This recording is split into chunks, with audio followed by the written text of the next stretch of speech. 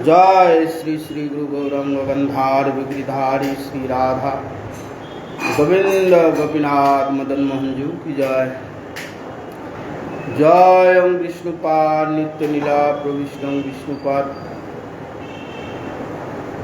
भक्ति जीवन आचार्य गोस्वामी श्री गुरु महाराज की जय।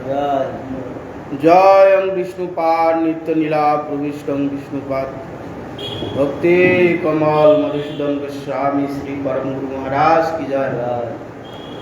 जय श्रीला भक्ति सिद्धांत सरस्वती गोस्वामी ठाकुर प्रभुपाद की जय। जय श्रीला गौर किशोर दास बाबा जी महाराज की जय। जय गौरी बलदेव विद्याभूषण प्रभु की जय। जय श्रीला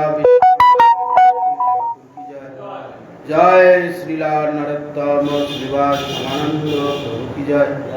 जय श्रीला कृष्णदास कविराज गोस्वामी प्रभु की जय। जय श्रीला नमाचार्य हरिदास ठाकुर महाशय की जय। जय तुलसी महारानी की जय। जय भक्ति देवी की जय। जय भक्ति विघ्न भक्त विघ्न सर्व विघ्न विनाशानकारी भगवान शिवदेव की जय। जय जगन्नाथ बलराम सुभद्रा देवी की जय। जय जगन्नाथ देवी चंदन जत्रा महामहोत्सव की जय। जय नरेंद्र सरोवर की जय। आज करो जय चैतन्य भगवत की जय। जय वृंदावन दास ठाकुर की जय। अनंत कोटि वैष्णव वृंद की जय। रूपान गुरु वर्ग की जय। जय श्रीपाद भक्ति चरण ठाकुर महाराज की जय। समागत भक्त वृंद की जय। श्री श्री गुरु गौर प्रमानंदी जय परम भक्ति महाराज ओम अज्ञानतिमिरन्धस्य ज्ञानाञ्जनशलाकया चक्षुरुन्मीलितं येन तस्मै श्री गुरुवे नमः। श्री ब्रह्ममर्द गौर्या सरस्वती नमस्तुते। श्री गुरु गौर गंधर्व गोविंद श्री भक्ति जीविने आचार्य जय विचर्य प्रचार्याय तमनुदे कृतज्ञाय रसज्ञाय नित्यज्ञाय नमस्तुते। सत्यम शिवगोत्तम मानदोत्तम वाग्मिने शांता दंत खंत महंताय नमो नमो। सत्याव्रताय शांतन्न सौजन्य सर्वमूर्तये श्रीमते भक्ति जीवनाचार्य गुरुदेवाय नमो। नमस्कृकलाकाय जगन्नाथाय सुताय च सविताय सपुत्राय सकलत्राय नमो। वंशाकल्पतरुभ्यश्च कृपासिन्धुभ्यैव च पतितानां पावनेभ्यो वैष्णवेभ्यो नमो नमः। वृन्दावै तुलसीदेवै प्रियायै केशवस्य च विष्णु भक्ति प्रदे देवी सत्यवत्यै नमो नमः। नमस्ते नरसिंहाय प्रह्लादायिने हिरण्यकशिपु वक्षशिला टङ्कनकालय शुक्लाम्बरधरं विष्णुं शशिवर्णं चतुर्भुजं प्रसन्नावदनं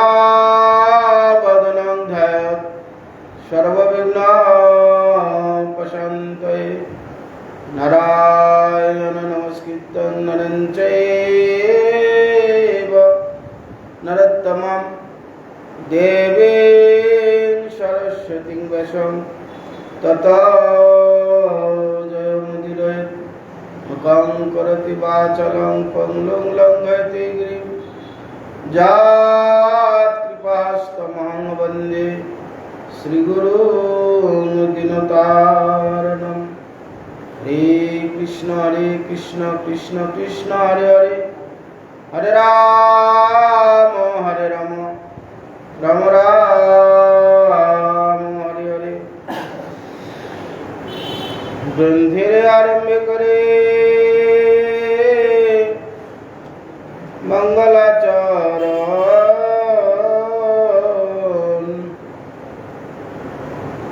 गुरु वैष्णव भगवान तिनिर स्मरणे है विघ्न विनाशान अनायासे है निज वंचित पुरन भक्त पदरण्वा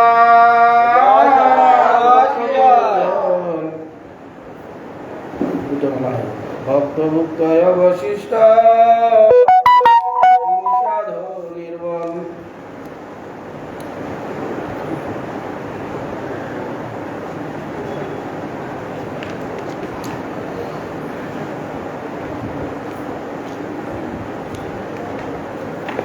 আমরা এর আগে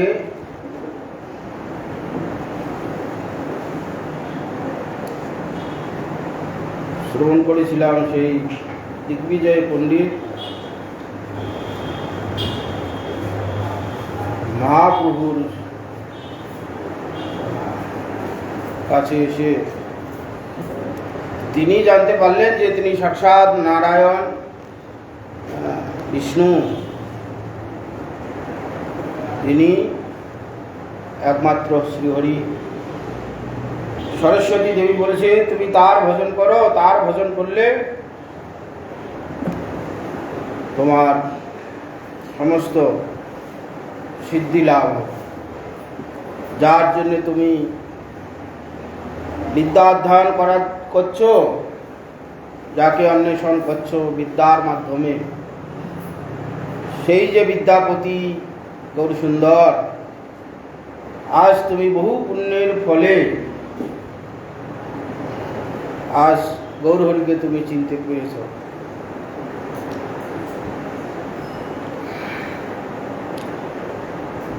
এতে কছারিয়া দিজ সকল জঞ্জাল, শ্রীকৃষ্ণ চরণে দিয়া ভজ সকাল। যাবদ মরণ নাই উপসন্ন, তাবৎ সে বহ কৃষ্ণ কহিনু নিশ্চয়। তো মহাপ্রভু দিগ্বিজয় পণ্ডিতকে বললেন এইসব ছেড়ে পাণ্ডিত্য, যে পাণ্ডিত্য দ্বারা অবিদ্যা অর্জন হয়, সেই অবিদ্যা ছেড়ে দৃঢ় চিত্ত করে সেই কৃষ্ণ ভজন করো। এতেও ছাড়িয়া দিজ সকল জঞ্জাল, এই যে জঞ্জাল, ভগবত আরাধনা না করে এই জড় বিদ্যা নিয়ে যে কচানি, এই জঞ্জাল, সেই সে বিদ্যার ফল জানিহ নিশ্চয়। শ্রীকৃষ্ণ চরণে যদি চিত্তবৃত্ত রয়। বিদ্যা কত দূর অবধি? বিদ্যা ভগবত অবধি। এখানকার বিদ্যা অর্জন করে সেই বিদ্যার দ্বারা যদি ভগবানকে জানা যায় তাহলে সমস্ত সার্থক হবে।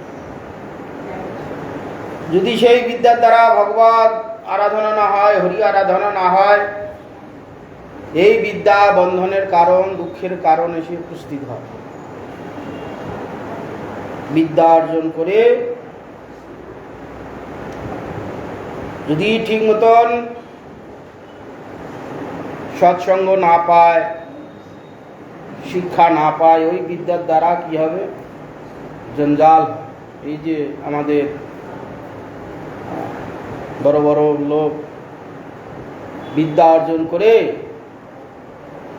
কি করেছে? বড় বড় চোর ডাকাত হয়েছে, হয়নি? তার জন্য এখন শ্রীঘরে বাস করছে।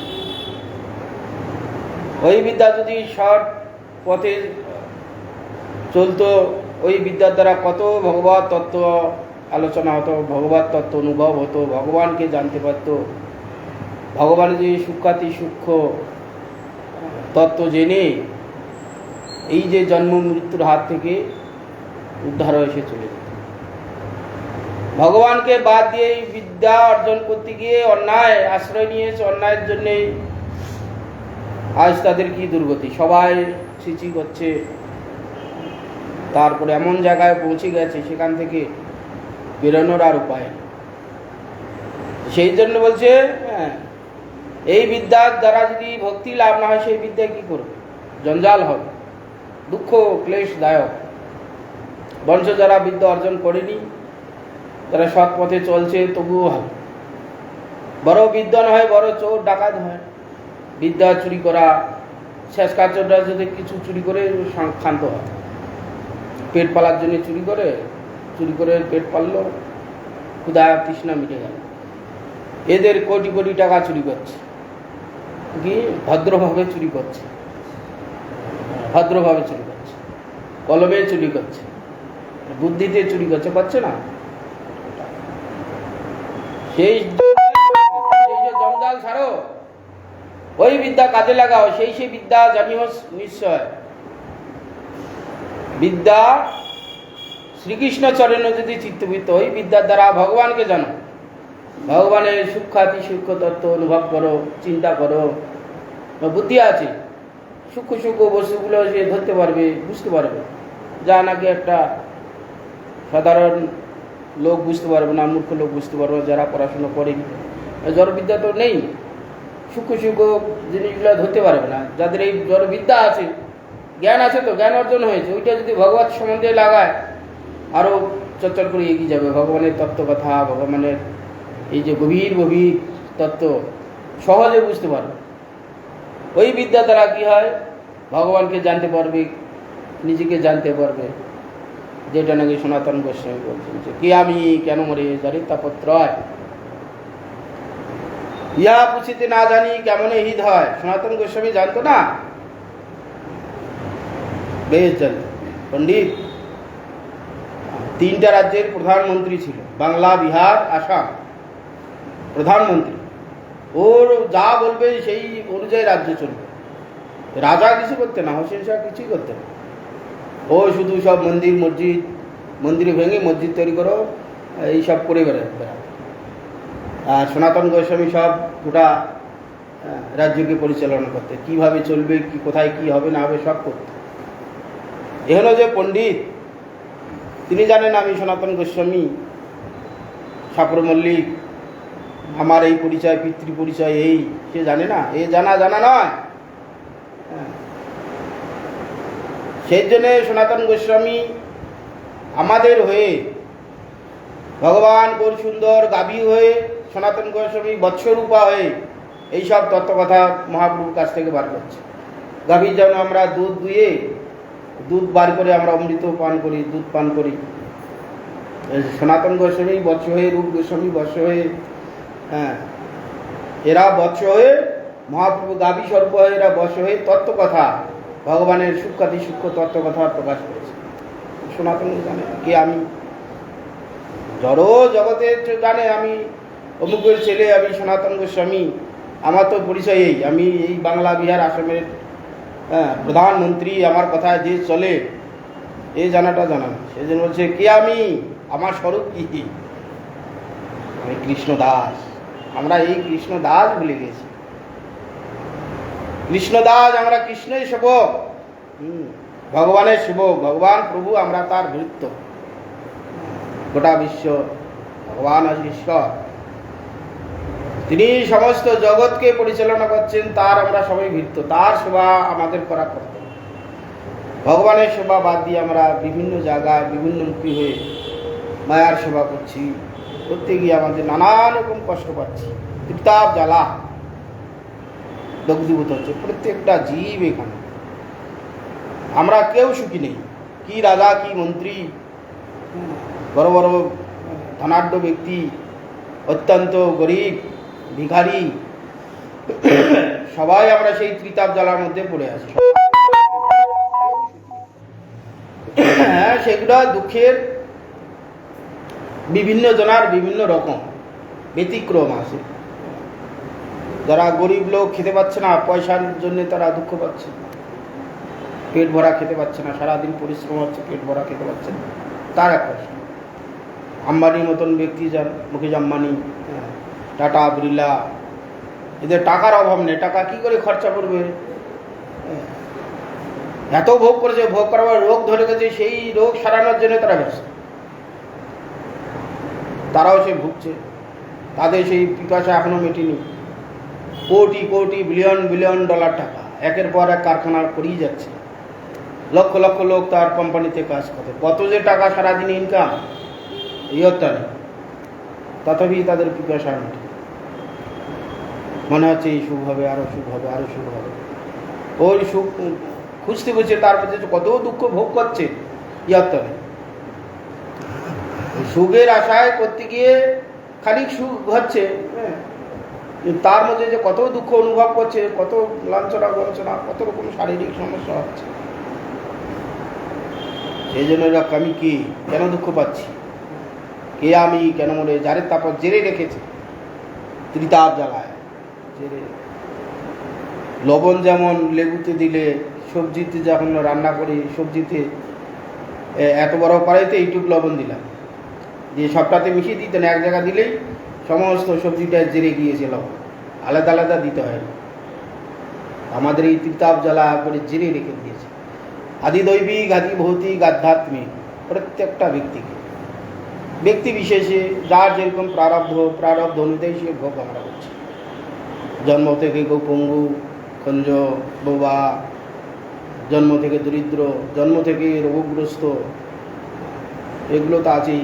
দৈব তাপ, মাঝে মাঝে ভূমিকম্প হচ্ছে, সুনামি হচ্ছে, সাইক্লোন হচ্ছে, বাস অ্যাক্সিডেন্ট হচ্ছে, এইসব দৈবিক তাপ হচ্ছে। ভৌতিক তাপ হচ্ছে, পাড়াপড়শি, আত্মীয় স্বজন, ছেলে মেয়ে অবাধ্য হলো, ভাই ভাই অশান্তি হচ্ছে, পাড়াপড়শির সঙ্গে অশান্তি হচ্ছে, ভৌতিক তাপ নিরন্তর হচ্ছে। আর আধ্যাত্মিক তাপ, নিজেই রোগগ্রস্ত, ভোগের একটা সময় সে খাওয়ার জন্য সে কত অর্থ উপার্জন করার জন্য কত চেষ্টা, দিন রাত খেটে খেটে প্রচুর অর্থ উপার্জন করলে এখন ভোগ করবে, ভোগ করতে গিয়ে এমন ডায়াবেটিস হয়ে গেছে আর খেতে পারছে। ভোগ করার জন্য এত চেষ্টা করেছে, করে অর্থ উপার্জন হল, এককালে তার চেষ্টার দ্বারা ভগবান সায় দিয়েছেন, তার প্রচুর অর্থ উপার্জন হল। যে টাইমে ভোগ করবে সেই টাইমে সুগার ধরে গেল, সেই মাপা 25 গ্রাম চাল, রাত্রে 2 খানা রুটি। ওই ভোগ করার চেষ্টা করলে সেই ভোগ করতে, তাপ, আধ্যাত্মিক তাপ। প্রচুর পয়সা করি আছে, পুত্রকন্যা হয়নি, পুত্রকন্যা যদিও হলো অবাধ্য, মা বাবাকে ছেড়ে চলে যাচ্ছে, দেখছি তো কত বাড়ি যাই। একটি ছেলে আমেরিকায় গিয়ে বসে আছে, 7-8 বছরও আসে, এত ছেলেকে মানুষ করলো কষ্ট করে, শেষ বয়সে ছেলে মেয়ে দেখবে, মা চলতে পারে না, বাবা চলতে পারে না, ছেলে আমেরিকায় গিয়ে বসে আছে, ছেলের জন্য হাত পিত্তা আসছে, কবে আসবে কবে আসবে, এই বোধহয় আসবে, এই বছর আসবে, এই বছর আসবে। সে ফোন করে বললো আমার এই বছর সমস্যা, আসতে পারবে না। সেই জন্যে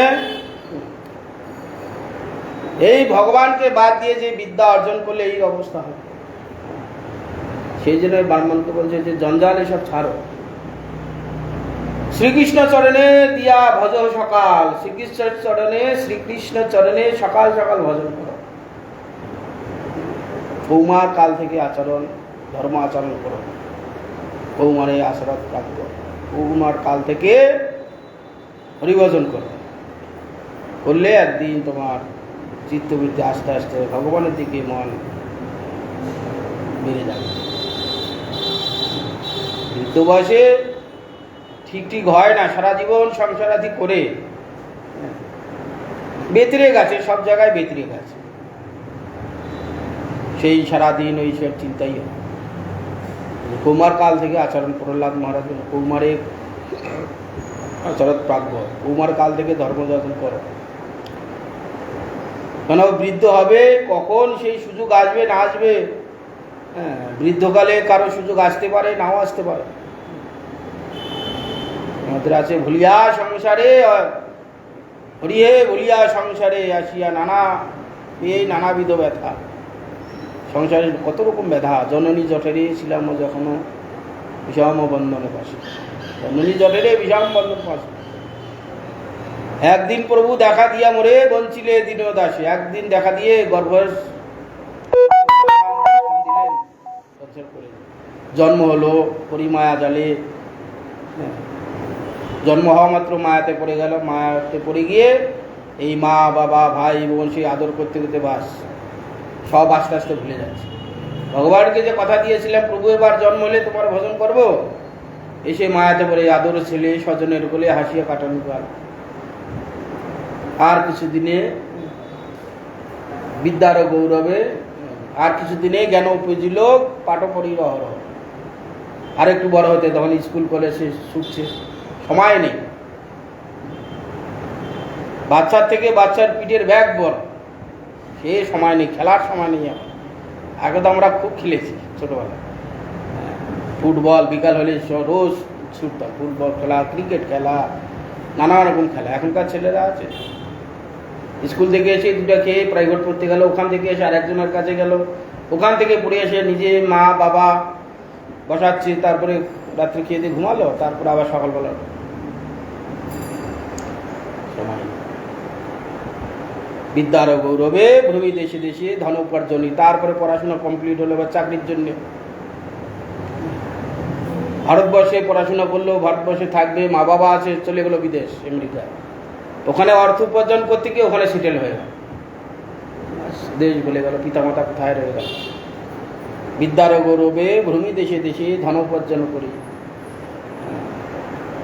সেখানে সংসার আদি করে সংসার প্রতিপালন করতে হবে, এই কর্তব্য ঘাড়ে চাপি, বোঝা একটা চাপি দিল মা বাবা, সংসারও একটা কর্তব্য চাপে দিলে এখন তাদের ভরণ পোষণ করতে গিয়ে সারা জীবন সেই চিন্তা, খাইতে শুইতে চলতে, কীভাবে ছেলে মানুষ হবে, কীভাবে বাড়ি করব গাড়ি করব। এই যে মাতৃগর্ভে যে কথা দিয়েছিল এবার জন্ম হলে তোমার ভজন করব, কোথায় উঠে চলে গেছে, ওই সব নিয়ে ব্যস্ত থাকতে থাকতে নিজে একদিন বৃদ্ধ হল। বার্ধক্য এখন উপায়হীন, তাতে দিন অকিঞ্চন, না ভজিয়া দিনে বৃথা দিনে গেল, কি আছে, হ্যাঁ, না ভজিয়া তোরে দিন ব্যথা গেল, কি হবে এখন উপায়। বৃদ্ধ বয়সে তখন আর কিছু হয় না, সমস্ত ইন্দ্রিয় দুর্বল, নিজে কর্মক্ষমতা চলে গেছে, তখন এই জঞ্জাল নিজেকে মনে হয়, তখন মনে হচ্ছে যে এই বয়সে তো সারা জীবন এই করেছি, এখন তো কিছু করা ক্ষমতা, একটু ভগবানের নাম করি, মন্দিরে যাই, এসেও সেই সব চিন্তা। সেই জন্য কৌমার কাল থেকে আচরণ করা উচিত। সেই জন্য হচ্ছে জঞ্জাল ছাড়ো, সকাল সকাল ভগবান চরণে ভজন করো, যেদিন থেকে শুনবে সেদিন থেকেই। কেন শরীর আমাদের কখন চলে যাবে আমরা কেউ জানি না, কেউ জানি না।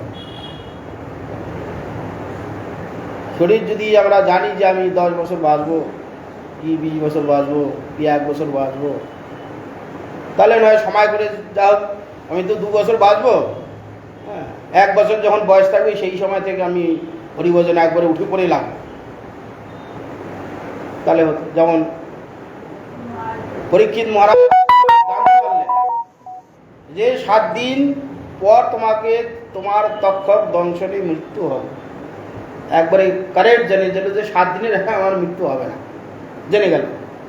জানা মাত্র সে তুরন্ত গতিতে সে সংকল্প, আর এই জগতের মোহ ছাড়তে হবে, আঁকড়ে ধরলে আর হবে না। সঙ্গে সঙ্গেই ঋষিগণের কাছে গেলে যে আমার 7 দিন পর মৃত্যু হবে, পারলৌকিক আমার কি করা কর্তব্য, এরা জগতের হাত থেকে মুক্ত হতে হবে, ভগবত পাদ পদ্মে পৌঁছাইতে হবে। জগতে যে মোহ আছে, মোহ কিভাবে যাবে আমার ব্যবস্থা করে দিই। তো জেনেছে যেমন 7 দিন পর, 7 দিনের আগে আমার মৃত্যু হবে না। সঙ্গে সঙ্গে ব্যবস্থা করলো। সমস্ত ঋষিগণ বললেন, যার যেরকম ভাবনা চিন্তা সেই অনুযায়ী বললেন। মনপুত হল না, সঙ্গে সঙ্গে ভগবানের কাছে শরণাগত হয়েছিল। ভগবান তাকে দূত পাঠিয়ে দিলেন, সুখদেব গোস্বামীর মতন ব্যক্তিকে পাঠিয়ে দিলেন, যাও ভগবত সত্তা শোনো, নিরন্তর ভগবত কথা শোনো। ভগবত কথা শুনতে শুনতে তোমার মৃত্যু তার গতিতে সে চলে আসবে। ভগবত সেবা করতে করতে, ভগবানের কথা শ্রবণ করতে করতে তোমার মৃত্যু হয়ে যাবে, সঙ্গে সঙ্গে তুমি ভগবত ধামে চলে যাবে। এ তো সময় পেয়েছি, নিশ্চিত হয়েছিল যে আমি 7 দিন পর মরবো, 7 দিনের আগে মরা হবে না। নিজেকে একবারে তৈরি করে নিয়ে চলে গেছে। আমাদের তো সেই ভাগ্য নেই, আছে কি? এখন বসে আছি, এক্ষুনি স্ট্রোক হয়ে মরে যেতে পারে। তো সেই জন্য আমাদের যেই মুহূর্ত থেকে জানতে পেরেছি যে হরির আরাধনা করা উচিত, সেই মুহূর্ত থেকে আমাদের হওয়া উচিত। হইলে একদিন এই যে চেষ্টা করছি, হরিনাম করছি, করতে করতে একদিন সময় কবে হবে সেটা তো জানি না। আজ হতে পারে, 10 বছর পর হতে পারে, 15 বছর পর হতে পারে, 20 বছর পর হতে পারে। কখন হবে সেই জানা নেই বলে আমাদের এখন থেকে তৈরি হতে হবে। কি মৃত্যুর সময় এই 1 সেকেন্ড 2 সেকেন্ড সময়, প্রাণবায়ু অপানবায়ু ছেদ হতে যেইটুক সময়, এই শ্বাস নিচ্ছি আর শ্বাস ছাড়ছি, মাঝখানে এই প্রাণবায়ু অপানবায়ু দুই দিকে চাপ দিচ্ছে, দুইটা আস্তে আস্তে আলাদা হয়ে গেল। প্রাণবায়ু নিচে না, তো অপানবায়ু উপরে উঠছে, উঠতে দুইটাই ওঠাটা বন্ধ হয়ে গেলে, দুইটা কেটাপ হয়ে গেলে, বাস প্রাণ চলে গেল। 2-5 সেকেন্ড এইটুক সময়ের মধ্যে যাতে ভগবানের চিন্তা করতে পারি, এই জন্যে সারা জীবন চেষ্টা করতে হবে। যেহেতু আমাদের মৃত্যুটা জানা নেই কবে হবে, যে কোনো মুহূর্তে হতে পারে, সেই জন্যই চেষ্টাটা করতে হবে।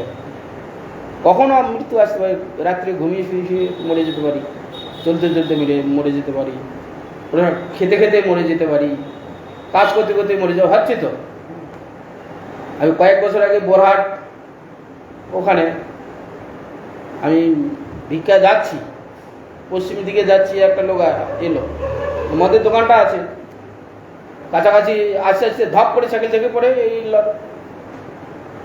2 থেকে 3 মিনিটও হয়নি, 1 থেকে 1.5 মিনিটের মধ্যে সঙ্গে মরে গেল আমার চোখের সামনে।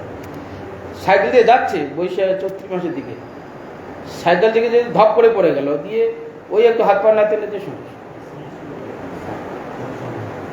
সে বাড়ি থেকে সেজে পেরে কাজ করতে যাবে, সাইকেলে ব্যাগ আছে, জলের বোতল আছে, সব যাচ্ছিল, সময় পেল। সেই জন্য আমাদের যে মুহূর্তে জানতে পারে সেই মুহূর্তে আমাদের ভজন করা উচিত। কখন মৃত্যু হবে আমাদের জানা নেই। আর আমাদের যদি অভ্যাস থাকে নিরন্তর খাইতে শুইতে চলতে ভগবানের নাম, ভগবানের কথা, ভগবানের কীর্তন, ভগবানের স্মরণ, নিরন্তর সেইটা চিন্তা করতে করতে জীবিকা নির্বাহ হচ্ছে, কাজকর্ম হচ্ছে, ভগবানের নাম হচ্ছে, ভগবানের সেবা হচ্ছে, হইতে হইতে আমার যখন পরমায়ু চলে যাওয়ার, আমার এই দেহ চলে যাওয়ার সময় হবে, আসবে, আমি তো সেই নামের মধ্যেই আছি। ভগবানের অনেকগুলো অপশন দিয়েছে, সেই অপশনের মধ্যে আছি। যখন দেহ চলে যাবে, আমরা সেই ভগবানের চিন্তাতেই চলে যাবো, বাস ভগবান প্রাপ্তি হবে। সেই যে 24 ঘন্টাই ভগবানের চিন্তায় থাকতে হবে। শ্রবণ, কীর্তন, না তাহলে স্মরণ, নাহলে অর্চন, বন্ধন ইত্যাদি ইত্যাদি নববিধা ভক্তির মধ্যে নিরন্তর লেগে থাকতে হবে। যে কোনো মুহূর্তে আসতে পারে, নিরন্তর ওইসব চিন্তা করতে করতে মৃত্যু আসবে, আর সেই সব চিন্তার মধ্যে সে মনটাকে দিয়ে রেখেছে। ভগবানের যে কোনো মৃত্যুর সময় ভগবানের চিন্তা, ভগবানের নাম, ভগবানের রূপ, ভগবানের গুণকীর্তন, ভগবানের এইসব চিন্তা মৃত্যুর সময় এলেই তার সঙ্গে সঙ্গে তার দেহ মুক্ত হয়ে চলে যাবে। ওইটা হওয়ার জন্যে 1 মিনিট 2 মিনিট কি সময়টা ভগবানের কথা মনে পড়বে, এর জন্য সারা জীবন সাধকরা এই অভ্যাস করে যাচ্ছে। যেহেতু আমাদের জানা নেই, সেহেতু চেষ্টা করে যাচ্ছে। খট্টাঙ্গ মহারাজ মাত্র 48 মিনিট টাইম পেয়েছে। কিরকম দৃঢ় হয়েছে। দেবতাগণের হয়ে যুদ্ধ করতে গিয়ে দীর্ঘকাল যুদ্ধ করলো দেবতাগণের সঙ্গে। যুদ্ধ করে বলছে, খট্টাঙ্গ মহারাজ আপনি দীর্ঘকাল আমাদের হয়ে যুদ্ধ করেছেন, আমরা আশীর্বাদ দিচ্ছি, বর দেবো। কি বর নেবেন বলুন? খট্টাঙ্গ মহারাজ বলছে, বর তো দেবেন, বহুকাল স্বর্গে তোমাদের হয়ে যুদ্ধ করছি দেবতাগণের হয়ে, বর তো নেবো, ঠিক আছে, আগে আমাকে জানাও আমি কতদিন বাঁচবো আগে, কেন দীর্ঘকাল এখানে স্বর্গে বাস। পৃথিবীর রাজা ছিল, স্বর্গের সময় আর পৃথিবীর সময় অনেক তফাৎ আছে। দেবতাগণের হচ্ছে একদিন আমাদের 1 বছর, তাহলে ওখানে 100 বছর থাকলে এখানে 365 বছর হয়ে যাবে। এতদিন এখানে যুদ্ধ করেছি দীর্ঘকাল, পৃথিবীর নিয়মে আমার বয়স তো পেরিয়ে যাচ্ছে, তাহলে আমি আগে কতদিন বাঁচবো সেটা আগে। দেবতাগণ খাতা হিসাব করে দেখলো, চিত্রদেব তুমি আর 1 মুহূর্ত বাঁচো, 1 মুহূর্ত বাঁচো, তাহলে তুমি তোমাদের বর নিয়ে আমার কি হবে? স্বর্গে যাব, স্বর্গ কিছুদিন পর আবার স্বর্গ থেকে পতন হতো। যাবৎ প্রবদন্তে স্বর্গে ক্ষীণপূর্ণ মত্তলেকে বিষয়ী প্রপন্না গতাগতাং কামাকামাং লবন্ত। স্বর্গে গেলেই কিছুদিন ভোগ হবে, তারপর আবার মরতে আসতে হবে। অতএব ও তোমাদের বরের আমার দরকার নেই, তোমরা কি পারবে? তোমাদের যোগ্যতা আছে? মনোময় গতিতে মুহূর্তের মধ্যে আমাকে আমার দেশে নিয়ে চলো। বলে তোমার দেশে তোমার আত্মীয় পরিজন সব কেউ নেই, সব কালের গতিতে তারা সব চলে গেছে, এতকাল যুদ্ধ করেছে। যেন স্বর্গে দেবতাগণের দিনের সঙ্গে মর্তলোকের সঙ্গে মিল হবে না, মনোময় গতিতে আমাকে আমার রাজ্যে পাঠিয়ে দাও। বলে তাই হবে। দেবতাগণের তো মনময় গতিতে ইচ্ছা মাত্রই মরতে চলে এসেছে। এসে সঙ্গে সঙ্গে সরোবরে স্নান করে, বৈষ্ণবীয় বেশ নিয়ে তিলক ধারণ করে মালা নিয়ে সঙ্গে সঙ্গে বিষ্ণু মন্দিরে গিয়ে বিষ্ণুর চিন্তা, বিষ্ণুর ধ্যানে মগ্ন হয়েছে। এখানকার দেহ তো থাকবে না, দেহ তো চলে যাবে সঙ্গে সঙ্গে। 48 মিনিট পরেই তার দেহ চলে গেল, সঙ্গে সঙ্গে যে বৈকুণ্ঠ চলে গেল। তো আমাদের ওই জন্য নিরন্তর ভগবানের চিন্তা করতে হবে, যে যে অবস্থায় থাকি না কেন, যেদিন থেকে জানতে পারবো সেদিন থেকে আমাদের হরিভজন করা উচিত। মহাপ্রভু এই কথা দিগ্বিজয় পণ্ডিতকে বললেন। যাবৎ মরণ নাই উৎপন্ন হয়, তাবৎ সেবক কৃষ্ণ জানিনু কহিনু নিশ্চয়। যাবৎ পর্যন্ত মরণ না হয়, তোমার এসে এই দেহ ছাড়ার সময় না হয়, তো কোন পর্যন্ত ভগবান কৃষ্ণের সেবা করো। বেঁচে আছি, শরীর নির্বাহের জন্য আমরা সব কিছু কাজ করছি, উত্তম শরীর রক্ষা করার জন্য উত্তম উত্তম রান্নাবান্না করছি, নিজের দেহ পোষণের জন্য, অর্থ উপার্জন করছি দেহের পোষণের জন্য। অতএব ওই অর্থের দ্বারা ভগবানের সেবা করো। নিজে খাওয়ার জন্য রান্না করছো, উত্তম রূপে রান্না করো, ওই রকমই উত্তম রূপে রান্না করো, রান্না করে ভগবানের কি নিবেদন করো। ভগবান তো নিবেদন করলে কি হবে? ভগবান এই যে আমার অর্থের যে বহু কষ্ট করা যে অর্থ, ভগবানের সেবায় লেগে যাবে। ভগবানের সেবা লাগলে বাস ভগবানের সেবা হয়ে গেল, প্রসাদ হয়ে গেল। মহাপ্রসাদে সকল প্রপন্ন জয়। মহাপ্রসাদ খেলে কি হবে? এই জন্ম মৃত্যুর হাত থেকে মুক্ত হয়ে যাবে। ভগবানের প্রসাদ, চিন্ময় প্রসাদ, ভগবান যেটাকে গ্রহণ করেছে তার প্রসাদ খেলে আমাদের প্রপঞ্চ জয় হয়ে যাবে, জন্ম মৃত্যু থেকে মৃত্যু হয়ে যাবে, উদ্ধার হয়ে যাবে। ভগবানের সেবা হলো। ভগবান যে যে সুন্দর কর্মক্ষমতা দিয়েছে, হাত দিয়েছে, পা দিয়েছে, ভগবানের সমস্ত অঙ্গের দ্বারা ভগবানের সেবা হয়ে গেল। কাজ করছি কি ভগবানের উদ্দেশ্যে। এই যেমন আমরা মঠ মন্দিরে যারা সাধু সন্ত থাকেন বা যারা গৃহী ভক্ত মন্ত্র নিয়ে হরিভজন করেন, তারাও উত্তম রূপে রান্নাবান্না করছে। আর যারা হরিভজন করেন না তারাও উত্তম রূপে রান্নাবান্না করছে, সবাই দুজনেই উত্তম রূপে রান্না করছে। এরা কি না আমরা ভালো ভালো খাবো, বাজার থেকে পনির নিয়ে এসে উত্তম রূপে রান্না করলো, রান্না হতে হতে খাওয়া, রান্না হচ্ছে খাওয়া হচ্ছে, টেস্টটা হচ্ছে খাওয়া হচ্ছে, টেস্ট হচ্ছে রান্না হচ্ছে, উত্তম এও করলো। ভক্তগণ উত্তম রূপে বাজার থেকে সেও পনির নিয়ে এলো, ভালো ভালো জিনিস রান্না করছে, না এটা প্রভুর সেবা, প্রভু ভোজন করবে, প্রভুর জন্য করছে। ও উত্তম রূপে রান্না করে ভগবানকে নিবেদন করলো। ভগবান ভাবগ্রাহী জনার্দন, এই যে তার ভাব, না প্রভুর সেবা, প্রভুর ভোগ লাগবে, প্রভু গ্রহণ করবেন, তার প্রসাদ আমরা খাবো। ভগবান তার ভাব গ্রহণ করলেন, তার নিবেদিত বস্তু খেলেন, এরও শরীর খেয়ে পুষ্ট হলো, তারও শরীর পুষ্ট হলো। তার শরীর পুষ্ট করতে গিয়ে কত জীব হত্যা হয়েছে, হয়নি? প্রথম যখন এই ধান বোনা হয়, বীজতলা করা হয়, মাটি কর্ষণ করতে গিয়ে কত পোকামাকড় মরেছে, বীজ ফেলতে গিয়ে সেখানে পোকা লেগেছে, সেখানে বীজ প্রয়োগ করা হয়েছে। তারপরে জমিতে চাষ করতে গিয়ে কত মাঝে মাঝে বীজ দিয়ে দিয়ে দিয়ে দিয়ে ধান চাষ হয়েছে। ধানটাকে সিদ্ধ করা, ঝাড়া, তারপরে ভাত রান্না করা থাকে জলের মধ্যে, কত সব মরেছে। তার জন্য এই শরীরটা পুষ্টি করার জন্য সব পাপগুলো নিতে হয়। ওই জন্যে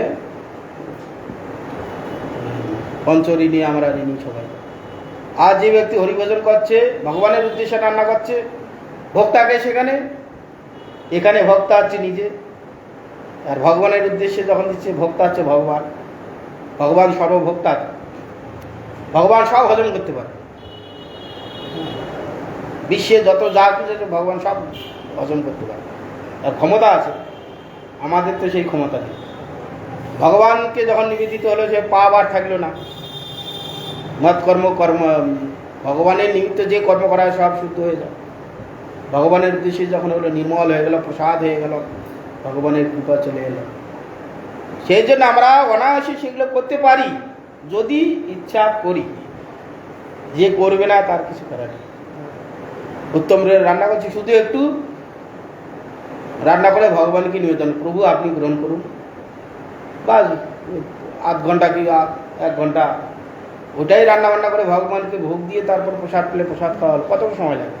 রান্নার টাইমটা তো একই লাগছে, আর ওইটির সময় 8 ঘন্টা কি 1 ঘন্টা একটু ভগবানকে নিবেদন করে পুজো করে আর শুদ্ধভাবে একটু জীবনযাত্রা করা। উদ্দেশ্যটা কি আছে? না ভগবানের সেবা হচ্ছে, ভগবানের ভোগ হবে। আমাদের রান্না হচ্ছে না আমরা খাবো আমরা খাবো আমরা খাবো, এখানে ভগবানের ভোগ হবে, ভগবানের ভোগ হবে। একটুখানি যদি আমরা রুট চেঞ্জ করে দিই তাহলে হয়ে যাবে, না করলে সেই জন্যে ভগবান যতদিন তুমি বাঁচবে ততদিন ভগবানের সেবা করো, কৃষ্ণের সেবা করো।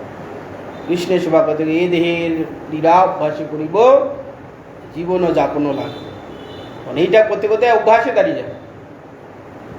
যারা 12 মাস ভগবানের সেবা করে, কোথাও কোনো সময় যদি বাইরে টাইরে ঘুরতে যায়, তার অস্বস্তি করা, না ভগবানের সেবা করতে পারছি না, মনটা খারাপ লাগছে, রুটিনের মধ্যে আছে, তখন সহজ হয়ে যাবে।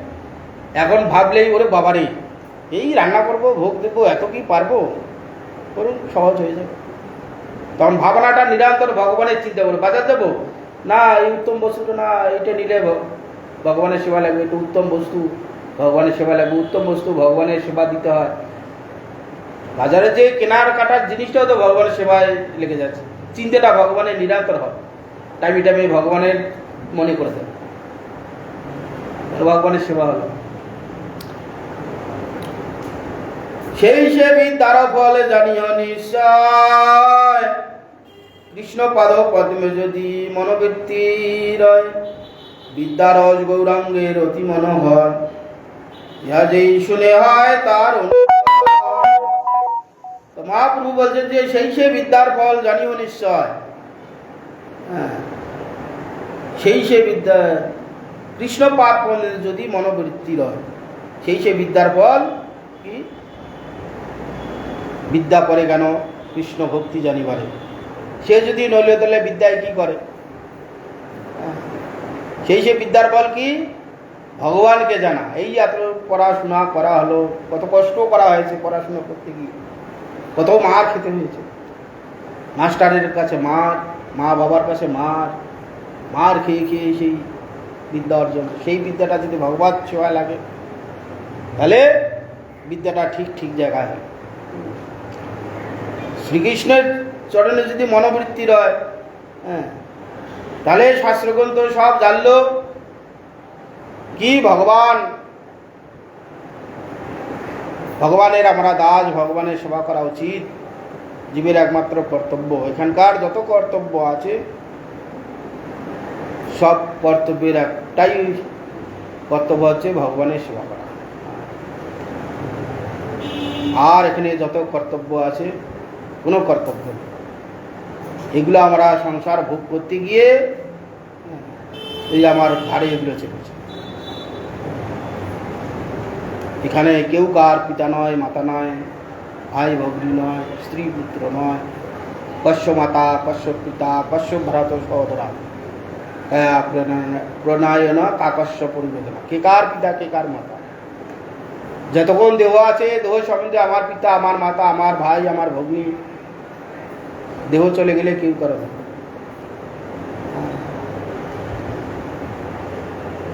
শ্রীবাস পণ্ডিতের গৃহে মহাপ্রভু প্রত্যেক দিন গভীর রাত্রে নিত্য কীর্তন করতেন। আশ্রয়স্থলী শ্রীবাস পণ্ডিতের গৃহে মহাপ্রভুর, সেখানে প্রত্যেক রাত্রে ভক্তগণকে নিয়ে হরিকথা হয়, ইষ্টপুষ্টি হয়, নিত্য আদি করতেন ভাবে। শ্রীবাসের একটি পুত্র ছিল, হঠাৎ অসুস্থ হয়ে মৃত্যুমুখে পতিত হয়। বা শ্রীবাসের পত্নী মালিনী দেবী পুত্র বিয়োগ হাউ হাউ করে কাঁদছে। শ্রীবাস দেখছে যে মহাপ্রভু নৃত্য করছেন, মহাপ্রভু নৃত্যে যদি বাধা হয় তাহলে বিঘ্ন হয়ে যাবে। সঙ্গে সঙ্গে ঘরে ছুটি গেছে, তোমরা কাঁদবে না। মায়ের মন সচ্ছে না, হাউ হাউ করে কাঁদছে। দেখো মহাপ্রভু যদি নিত্য কীর্তনে যদি বিঘ্ন হয় তাহলে কিন্তু আমি গঙ্গায় প্রবেশ করবো, আর যা বলবে তাই করবে। মুখ চেপে সব কাঁদছে। মহাপ্রভু নৃত্য করতে করতে ভাবছে যে আজ শ্রীবাস নৃত্যে সুখ হচ্ছে না কেন। মহাপ্রভু তো সবই জানেন। নৃত্য করতে করতে মহাপ্রভু ফট করে ঘরের মধ্যে ঢুকে গিয়ে দেখছে যে শ্রীবাসের পুত্র মরে পড়ে আছে। তখন জিজ্ঞাসা হলো কী হয়েছে, বলে তো দেহ ছেড়ে চলে গেছে, মৃত্যুমুখে পতিত হয়েছে। মহাপ্রভু তাদের দিয়ে আধ্যাত্মিক তত্ত্ব দান করলেন। দেখো মৃত পুত্রের পক্ষে হাত দিলে, এই পুত্র, এহেন পিতা মাতাকে ছেড়ে তুমি চলে গেলে কেন? তোমার এহেন ভক্ত পিতা মাতা, এই সবে মাত্র 7-8 বছর বয়স, এইরকম পিতা মাতাকে ছেড়ে চলে গেলে কেন? মহাপ্রভুর অচিন্ত শক্তির দ্বারা সেই প্রাণ ফিরে এসে মৃত পুত্র তখন বলছে, প্রভু আপনার বিধির বিধান, যতদিন যেখানে থাকার কথা ততদিন সেখানে সেই পরিচয়ে আমি ছিলাম। যতদিন শ্রীবাসের পুত্ররূপে থাকার কথা ততদিনই আমি ছিলাম। আজ থেকে শ্রীবাসের পুত্ররূপে থাকার আমার সমাপ্ত। আমি এই দেহ ছেড়ে দিয়ে অন্য দেহেতে চলে যাচ্ছি। কারণ আপনার বিধির বিধান আমাকে তো মানতে হবে। আমি থাকতে চাইলেও প্রভু থাকতে পারবো না। যতদিন এর পুত্ররূপে থাকার কথা ততদিনই আমি ছিলাম। আবার অন্য জায়গায় আমার নিয়তি হয়ে আছে, সেখানে যাব, আবার সেখানে জন্ম হব, সেখানে একটা নতুন শরীর ধারণ করব, সেখানে আবার যতদিন থাকার কথা সেখানে ততদিন থাকবো। থাকার পর ওখান থেকে থাকার আমার ভ্যালিডিটি নষ্ট হয়ে চলে গেলে আবার অন্যত্র চলে যাব। আপনার বিধিকে তো অমান্য করার কারো ক্ষমতা নেই বিশ্বে। নিয়তি আমাদের সেই সমুদ্রে বালুচরের ন্যায়, নদীর বালুচরের ন্যায়, গড়তে গড়তে গড়তে এক জায়গায় এসে বালুচর আসে, জমতে জমতে বালিচর হয়ে গেল, বিশাল বড়। দীর্ঘদিন থাকলো, আবার একদিন স্রোতে ভাঙতে শুরু করলো বালিচর, আবার একটু একটু করে ভাঙছে, ঘুরে ঘুরে যেতে যাচ্ছে যাচ্ছে যাচ্ছে যাচ্ছে, আরেক জায়গায় চর হচ্ছে। সেখানে বালি বিশাল চর হয়ে গেল। সেখানেই কিছুদিন থাকলো, সেখান থেকে আবার একদিন স্রোতে তাকে টেনে নিয়ে যাচ্ছে, যে আবার এক জায়গায় বালি চর হচ্ছে। এইরকম আমরা অনাদিকাল থেকে চলছি। যবে থেকে আমরা ভগবানকে ভুলে গেছি তবে থেকে এই বালিচরের নেই, একবার ভাঙছি, একবার মনুষ্য শরীর, একবার দেব শরীর, একবার কৃমিকীট শরীর, এইসব চলছে।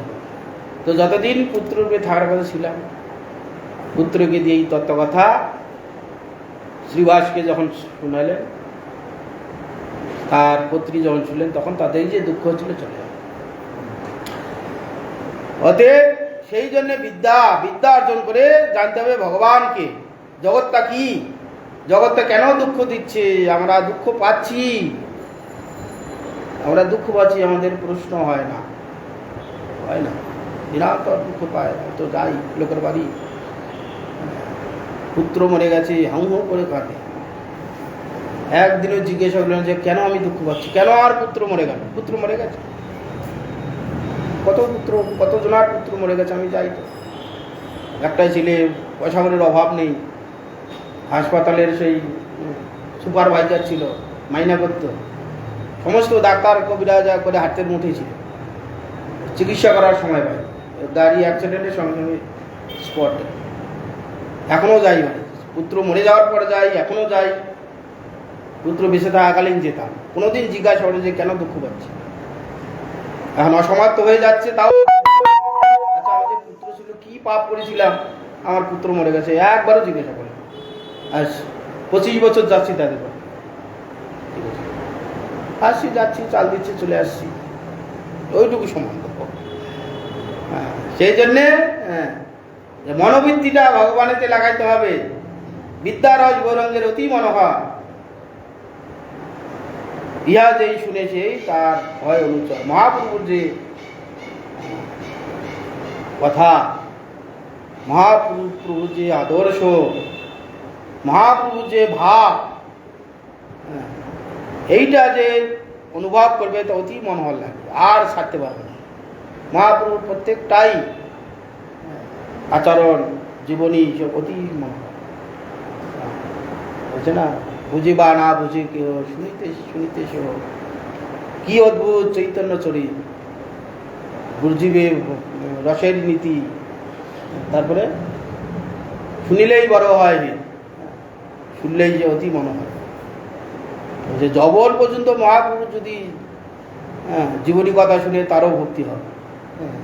এইরকম মহাপ্রভুর অপূর্ব চরিত্রের কথা, মহাপ্রভুর ভাব, মহাপ্রভুর কার্য সবটাই অতি অনির্বচনীয়।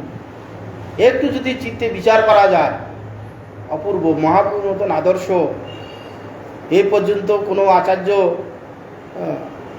দিয়ে যেতে পারেনি। মহাপ্রভু যে ভাব দিয়ে গেছেন, যে ভাবের কথা বলেছেন, যে আদর্শ দিয়ে গেছেন, কেউ পারেন। তো মহাপ্রভু এইসব শুনলেই মহাপ্রভুর অনুচর হবে, মহাপ্রভুর ভক্ত হবে। মহাপ্রভুর ভক্ত হলেই বা ভগবত চরণে ভক্তি লাভ করে সে অনায়াসে চলে যাবে। মহাউপদেশ এই কহিনু তোমারে, সবে বিষ্ণু অনন্ত ভক্তি সত্য সংসারে। এত বলে মহাপ্রভু সন্তোষিত হইয়া আলিঙ্গন করিলেন দ্বিজের ধরিয়া। এইভাবে মহা উপদেশ তোমারে কহিনু তোমারে, মহাপ্রভু তোমাকে এই মহা উপদেশ করলাম। হ্যাঁ, সবে বিষ্ণু অনন্ত ভক্তি সত্য সংসারে, সবেই বিষ্ণু অনন্ত সংসারে, বিষ্ণু ছাড়া আর কিছু নেই। সব অনলে অনিলে সবটাই ভগবানই হয়েছে, ভগবান ব্যতীত আর কিছু নেই। যা কিছু আমাদের সেই রকম দৃষ্টি স্বচ্ছ নেই, সেই ভাব নেই বলে আমরা বুঝতে পারছি না। সর্বত্র কৃষ্ণের মূর্তি করে ঝলমল, সে দেখিতে পায় যা রাখি। সর্বত্র কৃষ্ণ মূর্তি, কৃষ্ণই হয়েছে। স্থাবর জঙ্গম দেখে না দেখে তার মূর্তি, সর্বত্র দেখে তার ইষ্টদেব স্ফূর্তি। আমরা আমাদের চক্ষু নির্মল নেই, আবরণ পড়ে আছে। এই যে কাঁচ চশমা পড়ে আছি, চশমাতে ধুলাবালি পড়লে ভগবানের শ্রীমূর্তি ভালো দেখতে পাবো না, চশমাটা খুলে দিলেও দেখতে পাবো, একটা সাদা মূর্তি দেখতে পাবো, চোখ মুখ নাক কান কিছু বুঝতে পারবো। এই চশমার মধ্যে যদি ধুলি পড়ে থাকে আর দেখতে পাবো? মাঝে মাঝে সাফাই করতে হবে। তো আমাদের চিত্তরূপ দর্পণ, দর্পণের থেকে আয়নাতে ধুলি পড়ে গেছে। চেত দর্পণং মার্জনং ভব মহাতবাগ্নি নির্বাপন শ্রেয় কৈরব চন্দ্রিকা বিতরণং বিদ্যাবধূ জীবন। চিত্তরূপ দর্পণে ধুলা পড়ে গেছে।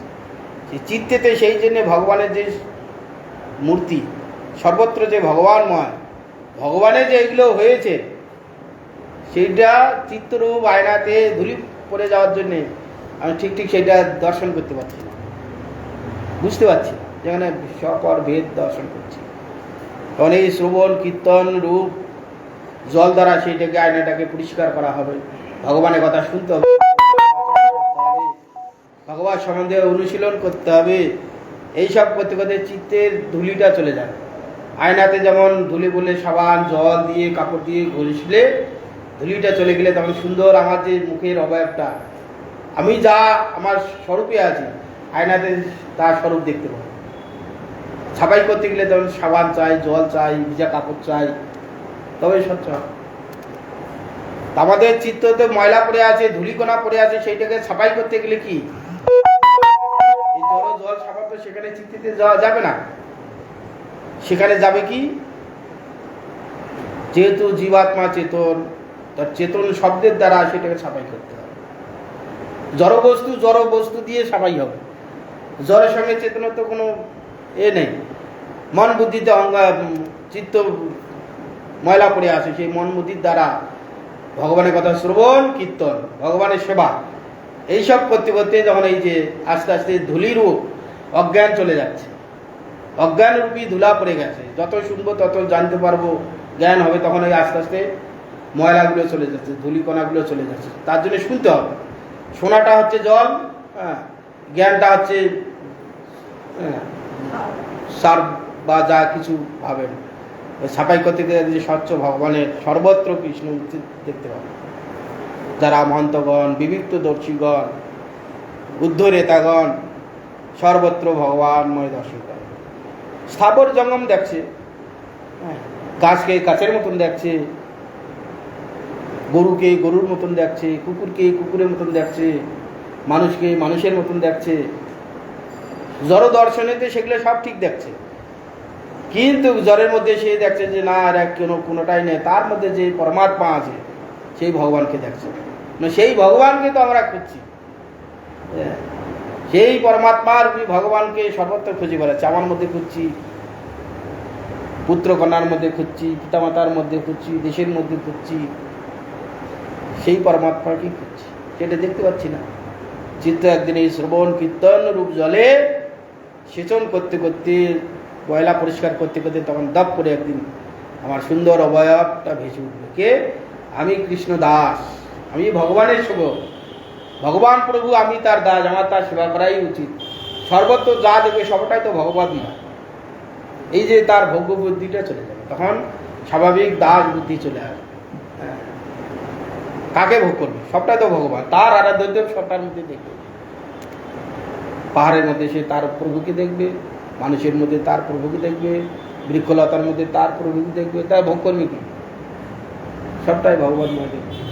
ওই রকম দর্শনে ভগবত প্রাপ্তি নিরন্তর সেই ভগবানেতেই চিন্তা করতে করতে তখন তার যে রস, যে রসে আকৃষ্ট সে হয়েছে, যখন প্রথম ভগবান থেকে জীব আলাদা হয়েছে, যে রসে আকৃষ্ট হয়েছে আলাদা হয়েছে, সেই রসে সে ছেদ হয়ে গেল। সেই রসে তখন নিরন্তর সেবা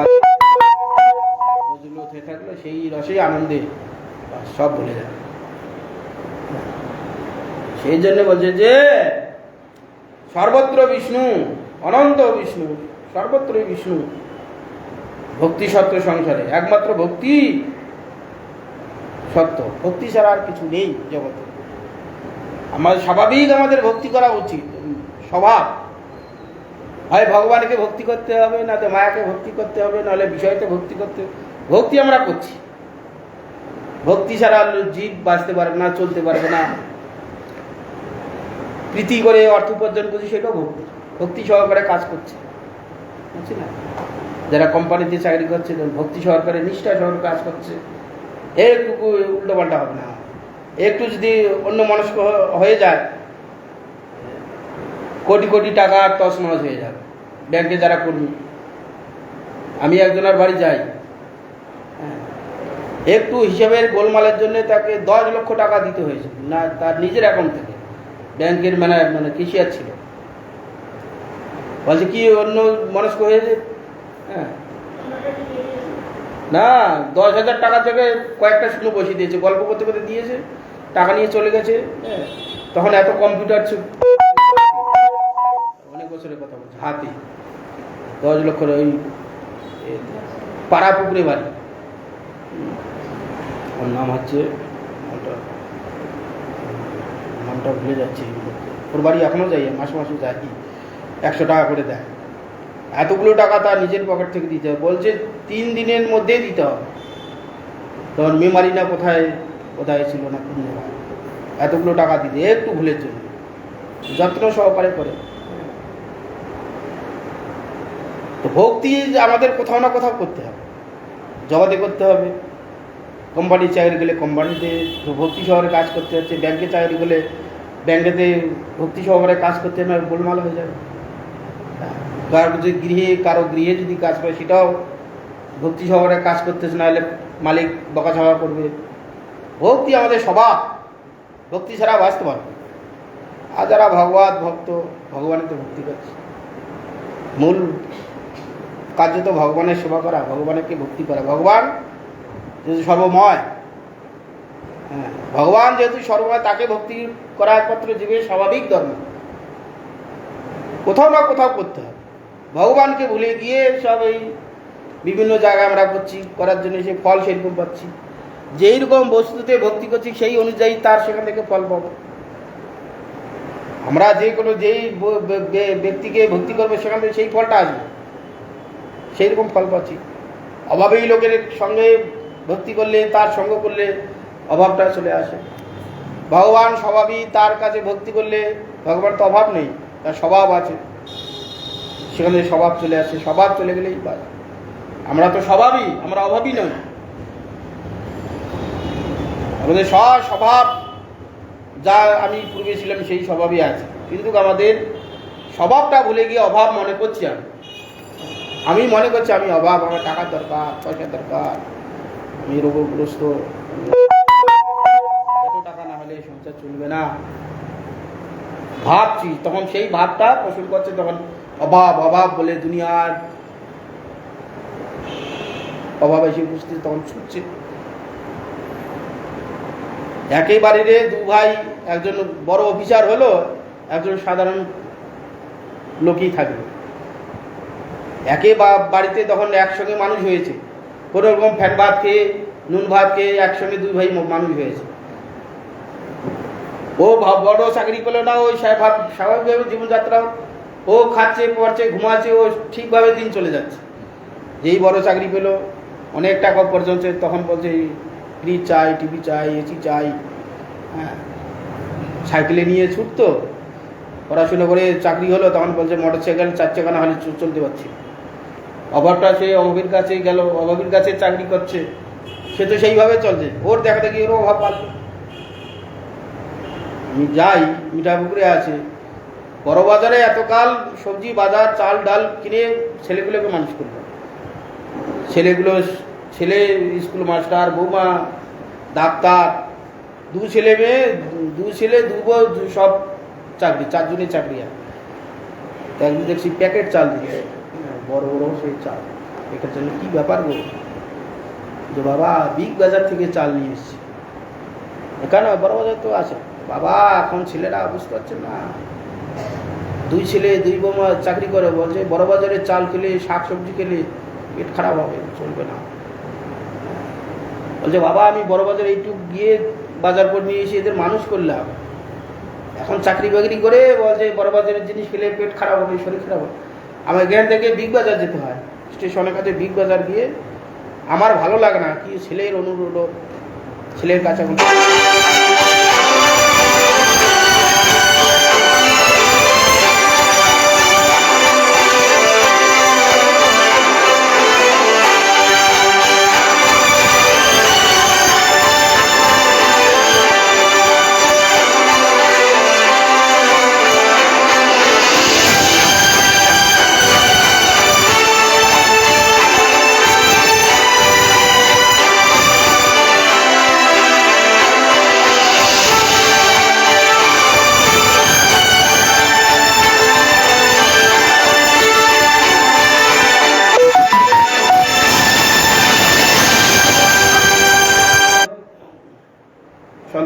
খুব মহাপ্রভু দিগ্বিজয়ের প্রতি সন্তুষ্ট হলেন। এত যে তার পাণ্ডিত্য, গর্ব, অভিমান ছিল, মহাপ্রভুর সংস্পর্শে এসে সঙ্গে সঙ্গে ভাব ধরে গিয়ে একবারে মহাপ্রভুর চরণে আত্মসমর্পণ করলেন। মহাপ্রভু খুব সন্তুষ্ট। সে বিদ্যার পর বিদ্যা যে হয়েছে, হ্যাঁ, এতদিন যে বিদ্যা অর্জন করেছো, আজকে বুঝতে পেরে সঙ্গে সঙ্গে আমার শরণাগত হলে, অহংকার ছেড়ে দিলে মহাপ্রভু খুব খুশি। ফলবন্ত বৃক্ষ আর গুণবন্ত হন, নম্রতা তাহার স্বভাব অনুক্ষণ। এই যে বিদ্যা অর্জন হয়েছে তার স্বভাব কি, যেই মুহূর্তে জানতে বলে যে এটা ঠিক, এটা ঠিক নয়, সঙ্গে সঙ্গে তার অহংকার ছেড়ে দিয়ে বাস মহাপ্রভু চরণে আত্মসমর্পণ। মহাপ্রভু খুব সন্তুষ্ট হলেন। যেমন শুক্লাম্বর ব্রহ্মচারী, পাওহারি বাবা, রাসস্থলিতে নিত্য গীত হচ্ছে, তো শ্রীবাসকে বলছে, শ্রীবাস আমি মহাপ্রভুর নিত্য দর্শন করব। বলে দেখো মহাপ্রভুর নির্দেশ ছাড়া তো সেখানে প্রবেশ নিষেধ আছে। তখন শুক্লাম্বর ব্রহ্মচারী, দেখো আমি তো ব্রহ্মচারী, নষ্টি ব্রহ্মচারী, এবং আমি অন্য কিছু খাই না, আমি শুধু দুধ পান করে থাকি, পয় পান করে থাকি, শুদ্ধভাবে জীবনযাত্রা করছি, আমি কি মহাপ্রভুর নিত্য দর্শন করতে পারবো না? শ্রীবাস বলছে, হ্যাঁ তুমি তো জানি শুদ্ধভাবে জীবনযাত্রা করো, শুধু দুধ খেয়ে থাকো, তুমি সে দর্শন করতে পারো। মহাপ্রভু দর্শনের জন্য শ্রীবাস তার ঘরে রেখে দিয়েছে। মহাপ্রভু নিত্য করতে করতে বলছেন, শ্রীবাস নিত্যে তো আমার সুখ হচ্ছে না, কে বিজাতীয় লোক আছে না? শ্রীবাস ভয়ে, হ্যাঁ প্রভু বিজাতীয় লোক নেই, একজন পয়হরি ব্রহ্মচারী আপনার নিত্য দর্শন করবো বলে বলেছিল, আমি ঘরে রেখেছি, গুরুগুরু সেই দর্শন করছে। বেটা, হ্যাঁ এত বড় স্পর্ধা, আরে দুধ পান করলে কি আমাকে পাওয়া যায়? দাম্ভিক কোথাকার, বার করে দাও, ঘাট ধরে বার করে দাও, বার করে দাও। মহাপ্রভু তর্জন গর্জন করলেন। শুক্লাম্বর ব্রহ্মচারীকে বললেন, যখন শ্রীবাস প্রভু খুব রেগে আছে, তুমি চলে যাও, চলে যাও। না রেগে বলেন যে হ্যাঁ মহাপ্রভু যে নিত্য দর্শন যেইটুকু করেছি, আমি আমার জীবন ধন্য হয়েছে, আমি কৃতার্থ। আমি মহাপ্রভুর নিত্য দর্শন করব, কীর্তন দর্শন করব, মহাপ্রভুর আদেশ নেইনি, এটা আমার স্পর্ধা। হ্যাঁ আমি অন্যায় করেছি, তার জন্যে মহাপ্রভু আমাকে উচিত শিক্ষা দিয়েছে। তবে যেইটুকু আমি দর্শন করেছি, সেইটুকু আমি নিজেকে ধন্য মনে করছি। করে প্রণাম করে মহাপ্রভু শ্রীবাস প্রাঙ্গণ থেকে বেরিয়ে যাচ্ছে। দিয়ে মহাপ্রভু দেখছেন যে এত যে গালাগালি করলাম, তিরস্কার করলাম, এই যে শুদ্ধভাবে জীবনযাত্রা করছে, দুধ খেয়ে থাকে, তার অহংকার আছে। তো একটু আগেই অহংকার ছিল যে আমি কি দর্শন করতে পারবো না, দুধ পান করে থাকি, শুদ্ধভাবে জীবনযাত্রা করি, ব্রহ্মচারী, আমার যোগ্যতা আছে দর্শন করার অধিকারী আমি, এই যে অহংকার একটু আগে পোষণ করছিল। মহাপ্রভু যেই ভর্ৎসনা করে ক্রোধ না হয়, বলছে হ্যাঁ আমি অপরাধী। মহাপ্রভু যার নিত্য দর্শন করবো তার আদেশ না নিয়ে দর্শন করছি, এ একটা অন্যায়। আর আমি যে শুদ্ধচারী হলে যে ভগবানকে দর্শন করতে পারবো এমনও কিছু নয়। অনেক দুধ পান করে থাকে, হ্যাঁ তারা কি পাচ্ছে? ভক্তি ছাড়া ভগবানকে পাওয়া যাবে না। ভক্তি না নয়তি ভক্তি না দর্শয়তি ভক্তি বশ পুরুষ ভক্তিরেব ভূয়সী। ভক্তি ছাড়া ভগবানকে পাওয়া যাবে না। বলাতে সেই অবনত মস্তকে প্রণাম করে চলে গেল। মহাপ্রভু শুভে চলে, ব্রহ্মচারী কোথা গেল? সঙ্গে সঙ্গে কিছু এগিয়ে গেছে। শ্রীবাস যাও যাও যাও যাও যাও, ডেকে নিয়ে আসো। শ্রীবাস রাত্রিবেলা হচ্ছিল তো, বললে ব্রহ্মচারী ব্রহ্মচারী মহাপ্রভু তোমাকে ডাকে, আসো। সেখান থেকে ফিরে এসে একবারে আপ্লুত ভাবে মহাপ্রভুর কাছে এসে বললো, মহাপ্রভু এত শাসন করেছেন, রাগ না হয় আমরা সেই মহাপ্রভু তিরস্কার করে তাড়িয়ে দিলেন। সেই ব্যক্তি আমরা বলছে ডাকো ডাকো, তাকে ডাকো। তাহলে সেই ব্যক্তিটার কি মনের ভাব হয়? এক্ষণে যে দূর দূর করে তাড়িয়ে দিচ্ছিল। বার করে দাও, ঘা ধরে বার করে দাও। হ্যাঁ, পায়ও পান করে থাকলে কি আমার নিত্য দর্শন করতে পারে? এইরকম যে গালাগালি দিয়ে বার করে দিচ্ছিল, পরে এখন বলছে সেই তাকে ডেকে নিয়ে আসো, যাও যাও যাও। মহাপ্রভুকে প্রণাম করাতে মহাপ্রভু কি করলেন? চরণ তার মস্তকে দিলেন, ব্রহ্মচারীর মস্তকে, যে বলে ব্রহ্মচারী, আজ থেকে আমি বলছি তুমি প্রত্যেক দিন আমার এখানে নিত্য দর্শন করো, তুমি সেই অধিকারী আজ হলে। কেন প্রভু? এই যে তোমাকে তিরস্কার আদি করলাম, কোনো প্রতিবাদ করলে না, বরঞ্চ তোমার যে দোষটা তুমি স্বীকার করেছো, ওর জন্য তুমি অধিকারী হলে। তুমি যদি সেটাকে অন্যায়টাকে মেনে না নিতে, তাহলে কত জন্ম তোমার লেগে যেত, ওই অহংকারটা ছাড়তে তোমার কত জন্ম লেগে যেত। আমাদের তো অহংকারেই তো আত্মার জন্ম নেই, মৃত্যু নেই, কষ্টও পায় না, দুঃখও পায় না, জন্মও হয় না, মৃত্যু হয় না, অবিনাশী আত্মা। এই জন্ম মৃত্যু আমরা কষ্ট পাচ্ছি কোথায়? ভাবে। মনের জন্ম হচ্ছে, মনের মৃত্যু হচ্ছে। কি মহারাজ? ভাবেরই জন্ম হচ্ছে, ভাবেরই মৃত্যু হচ্ছে।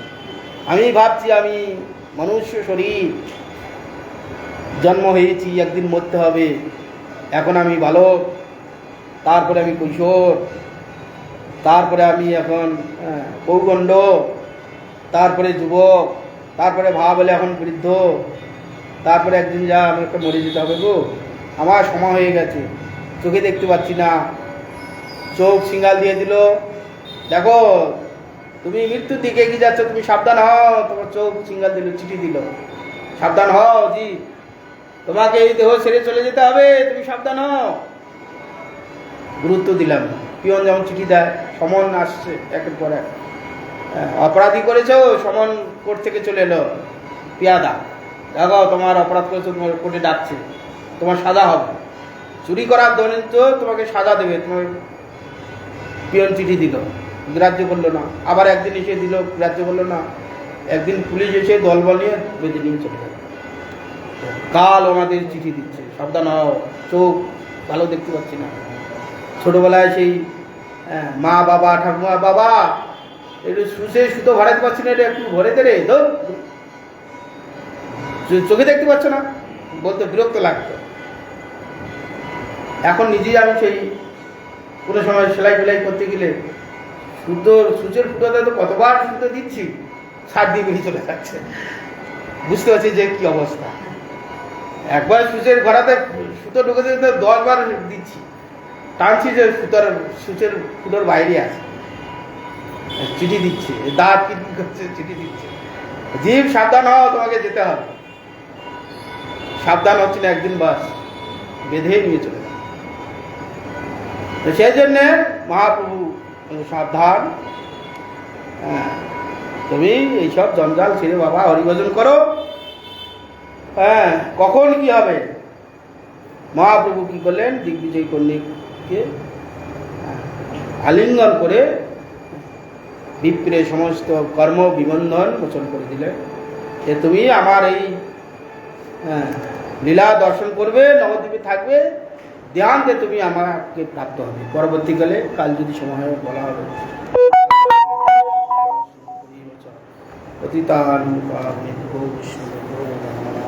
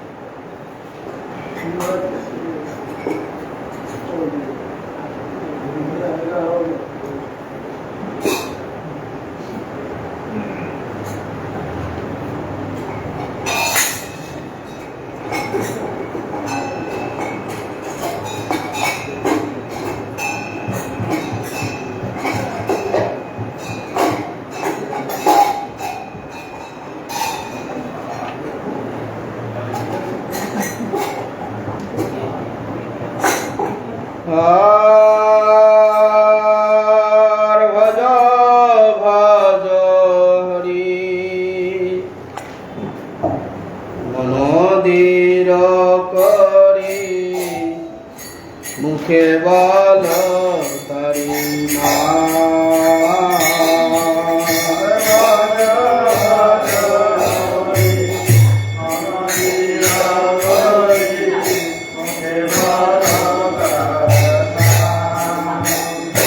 আর ভজ ভজ হরি মন্দির করি মুখে বল তারি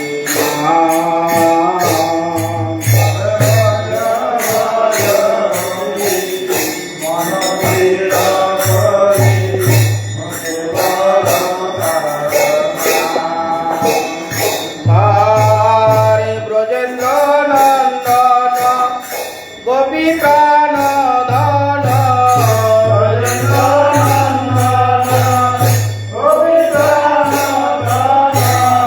ব্রজেন্দ্র নন্দন গোপী প্রাণ ধন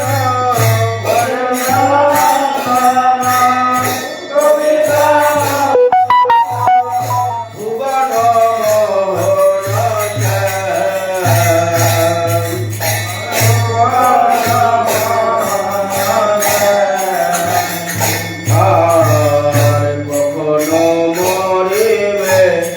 কেমনে করিবে বিষম সমনুদাপি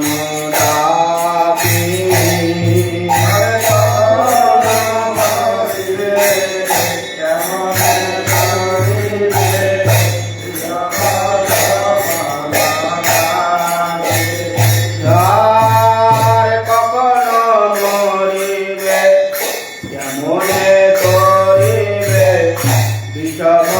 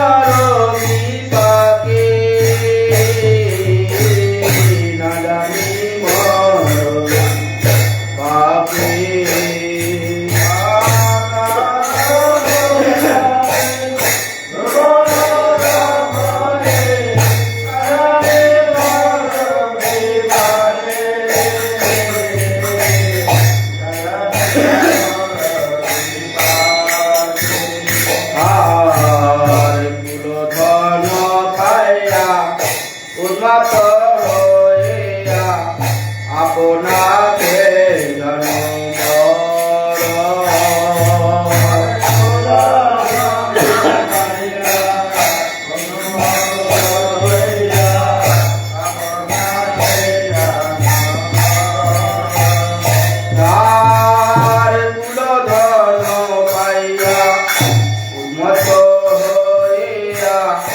আপনাকে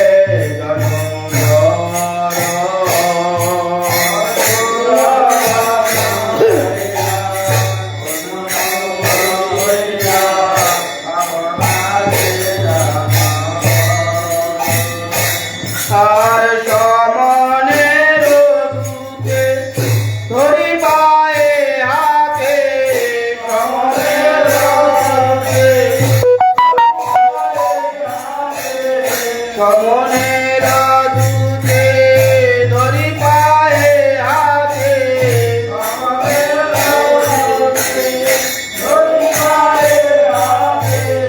বাঁধিয়া করিবে জর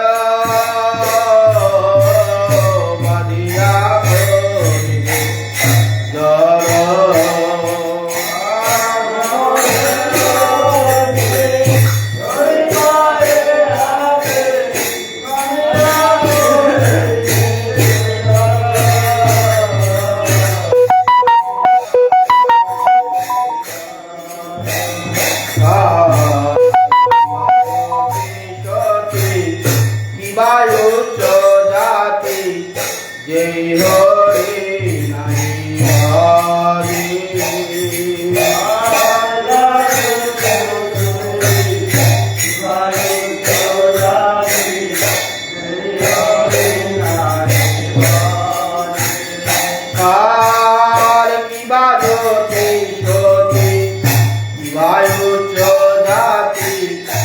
হরি হরি নাহি হরে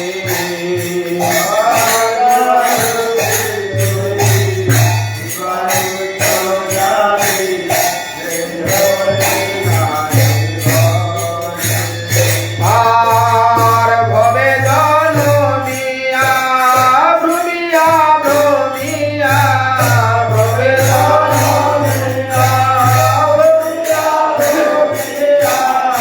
ভবে জনমিয়া ভ্রমিয়া ভ্রমিয়া ভবে জনমিয়া ভ্রমিয়া ভ্রমিয়া রোরব নরকে মরে রোরব নরকে মরে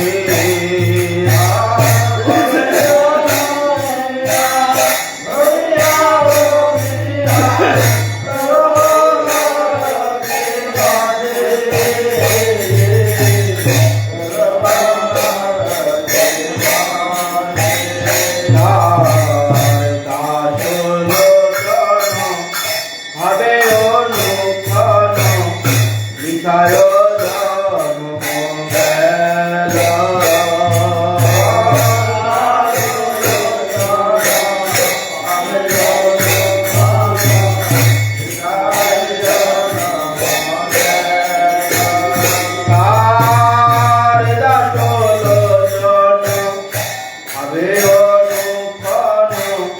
মিঠায়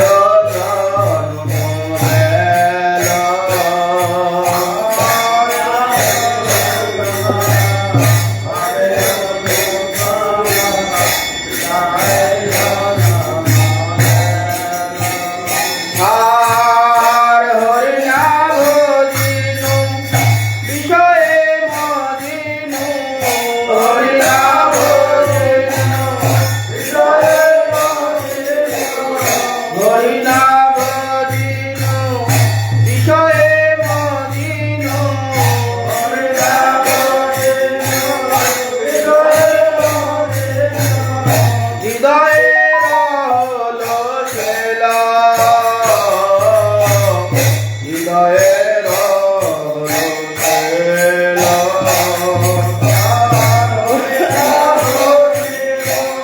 হৃদয়ে